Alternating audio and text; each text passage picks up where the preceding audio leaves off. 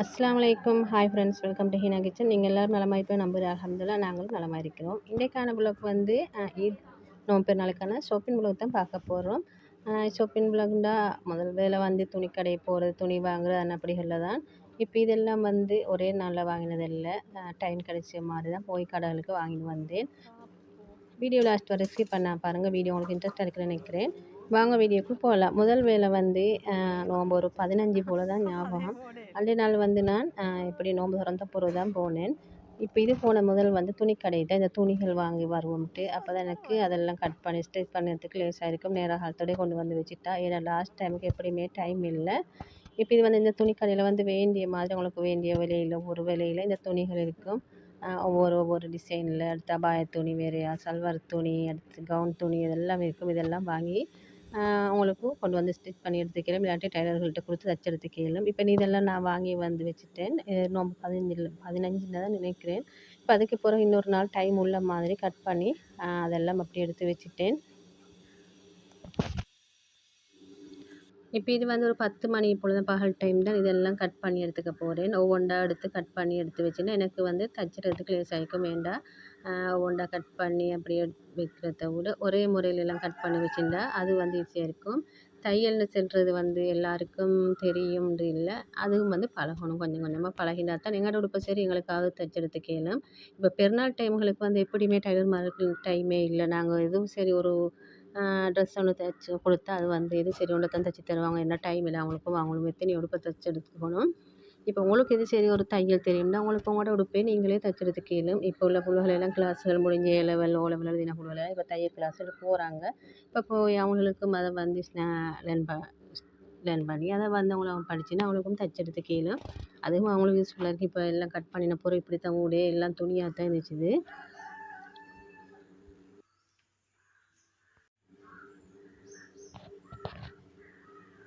எல்லாம் கட் பண்ணின பிறகு எல்லாம் எடுத்து வச்சுட்டு இன்னொரு நாளைக்கு தைப்போம்ட்டு அடுத்து வந்து இன்னொரு நாளைக்கு வந்து அதுவும் டைம் உள்ள டைம் தான் நான் கொஞ்சம் கொஞ்சம் தைச்சி எடுத்துட்டேன்.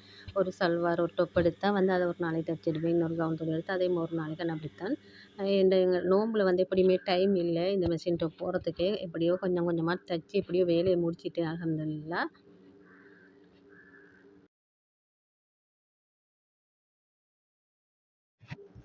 எனக்கும் ஆரம்பத்தில் இந்த தையல்ன்றதே தெரியாது. எங்களோட வீட்டுகளில் முதல்ல மிஷின்கள் இருக்கல. பிறகு தான் நானும் எப்படியும் பழகின்றேன். பழகினேன்னு நானும் ஒரு தையல் கிளாஸ் போய் தான் பழகினேன். இப்போ எனக்கு எந்த உடுப்புகளை வந்து கட் பண்ணி அதெல்லாம் தைச்சிக்க இயலும். அப்போ அதுவும் எனக்கு யூஸ்ஃபுல்லாக இருக்குது. ஏன்டா இப்போ பெருநாள் டைம்களில் தர்மம் வழங்குது. ஏன்டா டைலர்மார்கள்ட்ட கொடுத்தா அவங்களுக்கு டைம் இல்லை அந்த உடுப்பு தைச்சி தரத்துக்கு. ஏன்டா அவங்களுக்கு எத்தனை பேர் உடுப்பை தைச்சி எடுக்கணும். கட்டாயமாக நீங்களும் ஒரு தையல் கலையை நீங்களும் கற்றுக்கொள்ளுங்க. லாஸ்ட்டில் வந்து நான் போனது வந்து அபாயம் வாங்குறதுக்கு. அபாயம் வாங்க போனேன். ஆனால் எல்லா அபாயம் பார்க்கறதுக்கு அழகாக இருக்குது. எதை வாங்கணும் எதை வாங்கக்கூடாதுன்ட்டு பார்க்குறதுக்கே அப்படி ஒரு கன்ஃபியூஷன் இருந்தேன். லாஸ்ட்டில் ஒரு அபாயம் நான் எப்படியோ வாங்கி வந்தேன்.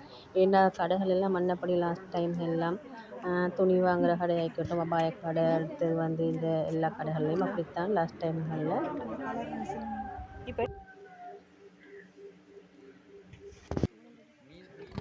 அபாயக்கு பில்லை போட்டு அடுத்து போனது இன்னொரு கடைக்கு. இதெல்லாம் லாஸ்ட் டைம் போனது ஒரு நோம்பு 25 போல் தான். அடுத்து போனது ஸ்லீப்பர்கள் எடுக்கணும்ட்டு ஷூண்டா கோட்ஸு தான். கோட் ஷூ பார்த்தேன். சைஸ் எல்லாம் முடிஞ்சு மகளுக்கான ஒரு சைஸ் மட்டும் தான் இருந்துச்சு, அதையும் எடுத்துட்டு அடுத்து போனது ஃபென்சி கடைக்கு. பொம்பளை புள்ளைகள்னாலே இப்போ அந்த இப்படித்தான். ஆம்பளை பிள்ளைக்கு லேஸ் உடுப்பு வாங்குது, பொம்பளை பிள்ளைனா கொஞ்சம் கஷ்டமே. ஒரு உடுப்பு ஒன்று வாங்கினா அதுக்கு மெச்சான பூல்ஸ் வேணும், அடுத்த கிளிப்பு, வளையல், காதுப்பு இதெல்லாம் எடுக்கணும். ஒண்டா பார்த்து ஒன்று குறைஞ்சாத வீட்டுக்கு வந்து மறுக திரும்ப போகணும். இப்படியே ஒவ்வொரு நாளும் வாங்கி வந்திருந்தேன்.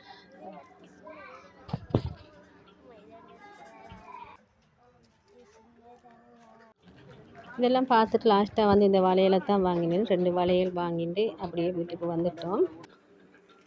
இது வந்து லாஸ்ட்டு 25 நோம்பு திறக்கிறதுக்கு முதத்தான் போனோம். போய் வர டைமுக்கு சோட்டிஸும் கொஞ்சம் வாங்கிட்டு வந்தேன்டா. வந்து எப்படியுமே டைம் இல்லைன்னதால வந்த ட்ரெஸ் எல்லாம் அப்படியே கொஞ்சம் பார்த்துட்டு டக்குனு கிச்சனுக்கு போயிட்டேன். எப்படி வந்து சேர எப்படி 5 மணி ஆகிட்டுது.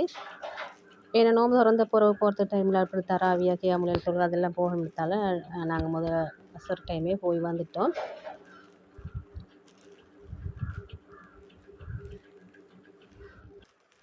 என்னுடைய பழக்கம் ஒன்று இருக்குது. கொண்டு வந்த திங்ஸ் அப்படியே எடுத்து வெளியில் எடுத்து பார்ப்பேன். இது சரி விடுபட்டிருக்கிறான்னு. அப்படி விடுபட்டிருந்து எங்களுக்கு போய் திரும்ப எடுத்துக்கையில இந்த ட்ரெஸ்ஸுகள் மட்டுமில்லை, எந்த திங்ஸாக இருந்தாலும் வாங்கின சாமான் எல்லாம் செக் பண்ணி பார்ப்பேன் ஒரு முறை. இப்போ அன்றைய நாள் வந்து ஷூ, அடுத்தது ஷூண்டா கோட் ஷூ ஒன்றும் சப்பல் மாதிரி ஸ்லீப்பர் ஒன்றும் வாங்கியிருந்தேன். இதெல்லாம் வாங்கி வந்து எல்லாம் அப்படியே எடுத்து வச்சுட்டு இஃப்தாருக்கான வேலை எதுவும் இல்லை. வார டைமே சோட்டீஸு, அடுத்தது வாட்டர்மெலன் வாங்கி வந்து வாட்டர்மெலனை கலரை பாருங்கள் அப்படின்ட்டு கலரே மாறி அன்னப்படி. அடுத்து வந்து ட்ரிங்க்குக்காக வந்து ரோஸ் சிரப் போட்டு லெமன் போட்டு தான் கரைச்சி எடுத்தேன். என்ன அப்படி வெயில் காலம் எடுத்தால் ரோஸ் தான் வாங்கி வந்து சோட்டீஸ்க்காக. அண்டு இஃப்தாரும் இப்படித்தான் சிம்பிளாக போயிடுச்சு.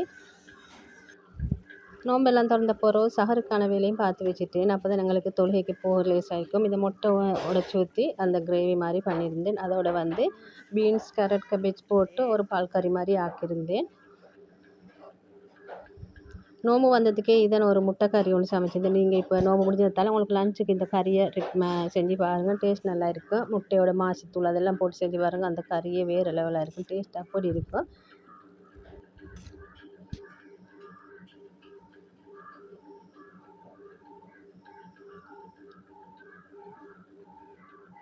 இந்த கோவா, இந்த பீன்ஸ் கறியோட முட்டை கறி சேர்த்து சாப்பிட்றதுக்கும் டேஸ்ட்டும் அப்படி இருக்கும். இப்போ நாங்கள் வந்து இது சஹருக்கான வேலையை தான் நேர காலத்தோடய பார்த்து வச்சுட்டேன்.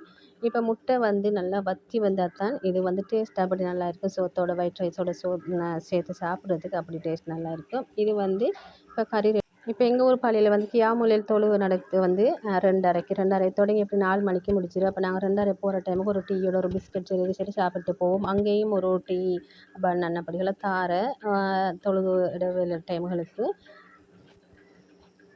இப்போ எல்லாரும் நோன்பு முடிஞ்சு பெருநாள் முடிஞ்சு எல்லாம் முடிஞ்சு இப்போ அல்ஹம்துலில்லாஹ்.